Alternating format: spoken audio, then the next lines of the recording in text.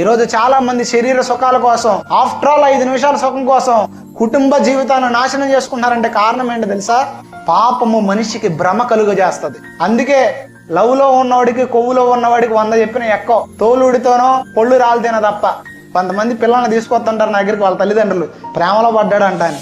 వాడికి 100 చెప్పు, అన్న నాకు ఆ అమ్మాయి కావాలా, అమ్మాయి మంచిది కదా, నా అమ్మాయి కావాలి. ఎందుకంటే కళ్ళు మూసుకుపోయినాయి. కారణం ఏంటంటే పాపము ఒక మనిషి కళ్ళు మూసేస్తుంది. అందుకే చూడండి, దేవుని పిల్లలను మనం ఏం చేయాలో తెలుసా? దైవ చిత్తాన్ని నెరవేర్చే హృదయాన్ని కలిగి ఉండాలి. అందుకే మనం దైవభక్తులు ఎప్పుడు దిగజారిపోకూడదంటే ఈ 2 విషయాలు జ్ఞాపకం చేసుకోవాలి. శ్రమలు, కష్టాలు ఏమి అందరి జీవితంలో సహజం. కష్టాలు ఎలాంటివి చెప్పనా? ప్రకృతిలో వచ్చే మార్పులు లాంటి. బ్రతుకు దినాలని సంతోషం ఎట్టుండగలవంటే కష్ట నష్టాలు జీవితంలో సాధారణము.